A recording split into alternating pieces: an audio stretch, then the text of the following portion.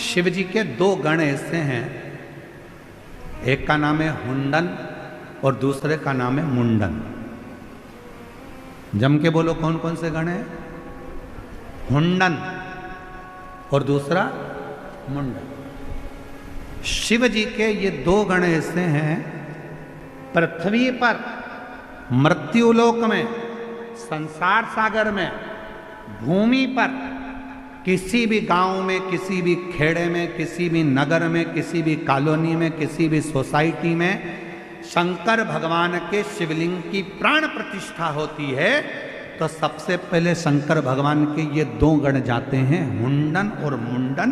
ये देखने के लिए जाते हैं कि प्रतिष्ठा वहाँ हो गई, और प्रतिष्ठा होने के बाद ये हुंडन मुंडन नंदी से जाकर कहते हैं, नंदीश्वर शिव जी से जाकर कहना, बाबा भोलेनाथ जी से जाकर कहना कि इस कॉलोनी में, इस पृथ्वी पर, इस जगह पर भगवान शंकर की प्राण प्रतिष्ठा हुई है। जिस दिन प्राण प्रतिष्ठा होती है उसी दिन शाम का समय, प्रदोष काल का समय, संध्या का समय शंकर जी नंदी पर बैठकर उस शिवलिंग में जाकर स्थापित हो जाते हैं। ये प्रत्येक शिवलिंग की कथा।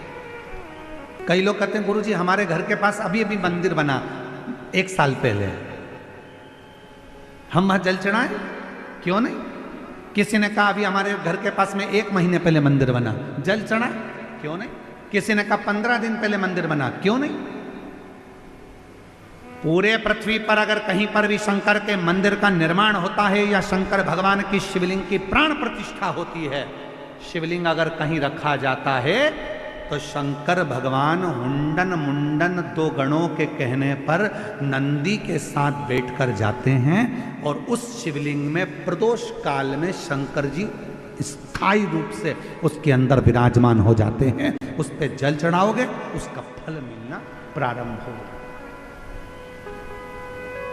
कई लोग हमसे प्रश्न करते हैं क्यों गुरुजी आप इतने उपाय बताते हो, क्या ये सारे उपाय हम घर के शिवलिंग में कर सकते हैं क्या? घर के शिवलिंग के अंदर कर सकते हैं क्या? तो हम उनसे कहते हैं नहीं, अगर कोई उपाय करना है तो आपको मंदिर के शिवलिंग में जाकर करना है।